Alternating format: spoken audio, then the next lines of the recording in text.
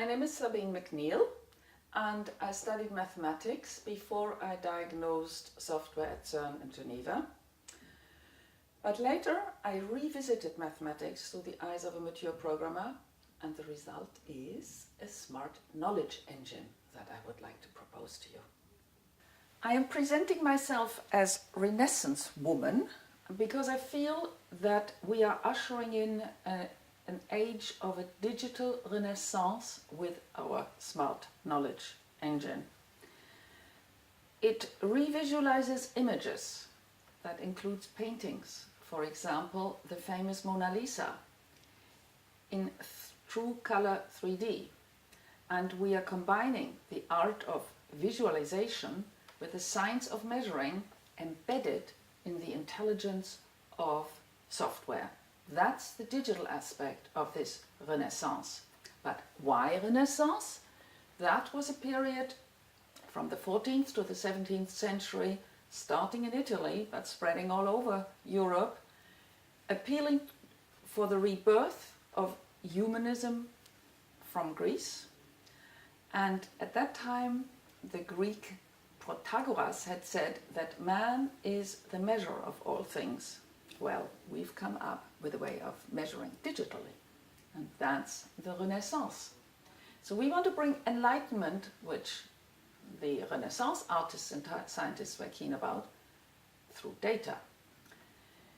The painting by Michelangelo about the creation of Adam, where God's finger touches Adam's finger, has been reproduced by a robotic finger meeting God's finger, and we are presenting both the original painting and the robotic arm in a new true color 3D.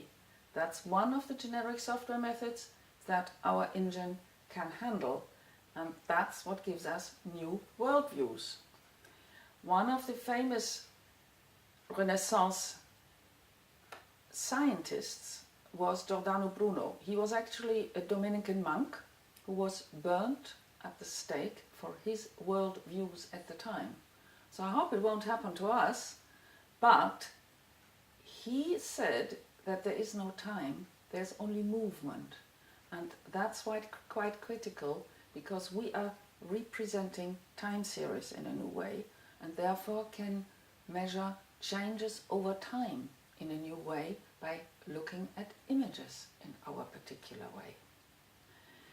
The Renaissance man par excellence was Leonardo da Vinci.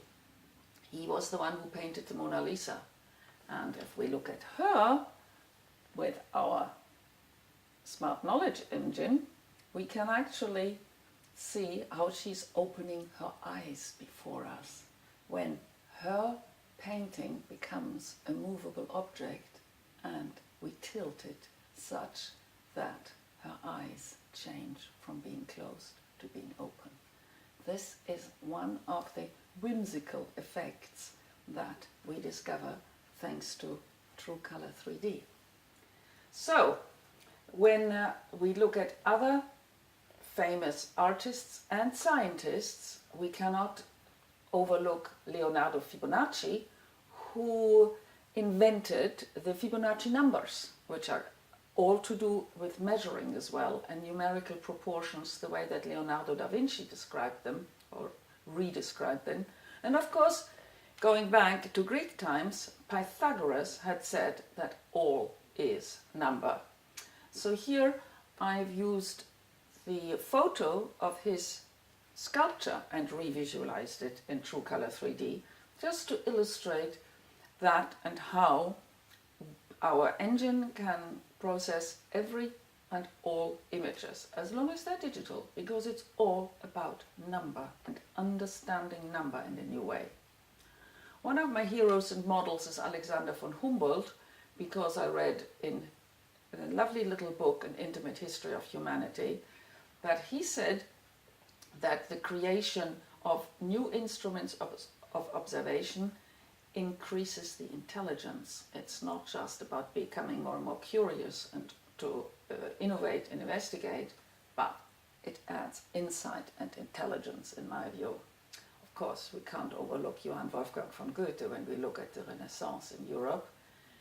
And I found his quote, "What we don't know is really what we need, and what we know is of no use for us whatever, if and when we practice life as a lifelong learning process." Now, who was the master who said that he is because he thinks? René Descartes, and he's the one who defined what dimensions are about, and they are the basis for measuring. Remember, geometry is about measuring Earth. When he then came up with the 3 axes, x, y, z, to measure, he laid the foundation for measuring anything. Nowadays, since 1960 to be precise, there is a system of international measuring units. They are based on meter, kilogram, and second. So second comes in as the 4th dimension, but Giordano Bruno said there is no time, there is only movement. When we look at the other international units, we find that they are quite a melange, quite a mixture of luminous intensity, i.e. light, thermodynamic temperature, i.e. heat, ampere for electric current, and mole for the amount of substance. And we come along with digital color brightness as a new measuring unit, as a new digital yardstick. That is quite an innovation and quite a challenge to translate into whatever an image represents. But physics translates everything into physical constants. Everything meaning physical phenomena that have been observed by physical instruments and or our human eyes.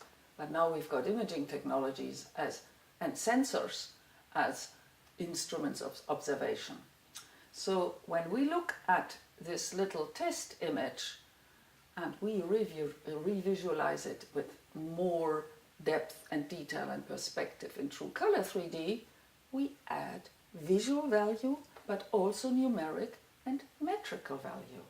That's why our True Color 3D at pixel accuracy delivers digital color brightness as a new measuring device. True Color 3D is here as a wheel in 2D, and out comes a 3D version, a movable object with our engine. And these images show not planets, but nanoparticles. They were taken from a video, where nanoparticles were shown in Brownian motion. This is the input image, and this the output in 3D. So we can now characterize these particles in terms of digital color brightness. We just need to agree how much corresponds to what characteristic. That is a new kind of a way of measuring. So just another example to compare changes over time, because these images were taken from a video. And finally, just to illustrate the independence of scale, this is Cassiopeia, a Greek goddess who gave the name to a constellation in the sky, because our engine takes images independent of scale, whether it's nanoparticles or planets. And this represents what Johannes Kepler said at the time of the Renaissance as well. The diversity of the phenomena of nature is so great, and the treasures hidden in the heavens so rich, precisely in order that the human mind shall never be lacking in fresh nourishment. This fresh nourishment is the digital renaissance that we are ushering in with smart data. So I've begun to build smartknowledge.space, where people will be able to try their own data and their own images. And the engine that it has already some 300 files uploaded on smartknowledgeportals.uk. We are not open for business yet, but this is work in progress that you are welcome to visit. Thank you for watching. Thank you for listening.